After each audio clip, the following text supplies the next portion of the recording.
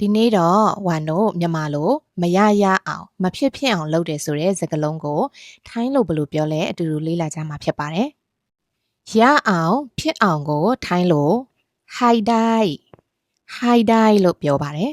။ကျမထိုင်းစကားကိုရအောင်ပြောရမယ်။ဒီစာကြောင်းကိုထိုင်းလိုပြောကြည့်ရအောင်နော်။ Okay တစ်ဖြတ်ချင်းပြောကြည့်မယ်။ကျမကိုထိုင်းလို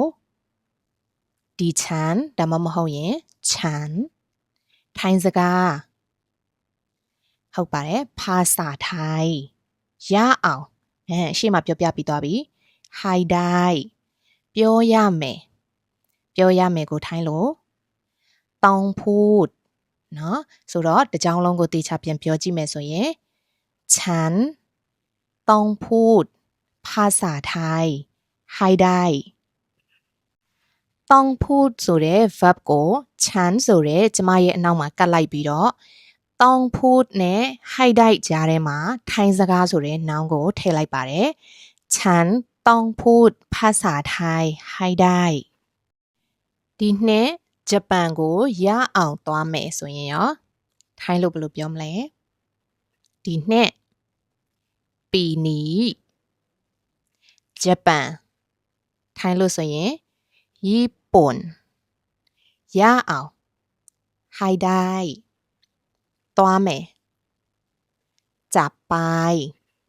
ဝက်ကြကိုအဆင်ပြေအောင်ပြန်စီပြီးပြောမယ်ဆိုရင်တော့ปีนี้จะไปญี่ปุ่นให้ได้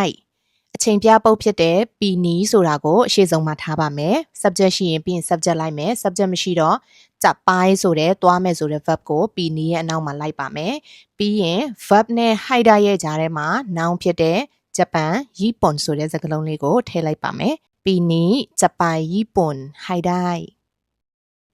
မနက်ဖြန်ဖြစ်အောင်လာခဲ့နော်မနက်ဖြန်ကိုထိုင်းလို့พรุ่งนี้ရအောင်ဖြစ်အောင်ကိုให้ได้လာတာကိုมาနော်ဆိုတဲ့စကားလုံးလေးကထိုင်းမှာနလို့သုံးပါတယ်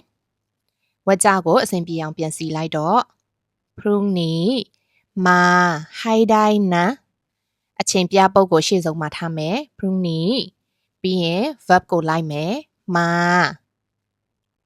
noun ထဲစရာဘာမှမရှိတော့มาရဲ့နောက်မှာ ให้ได้ကိုကပ်ပြီးပြန်သုံးပါမယ်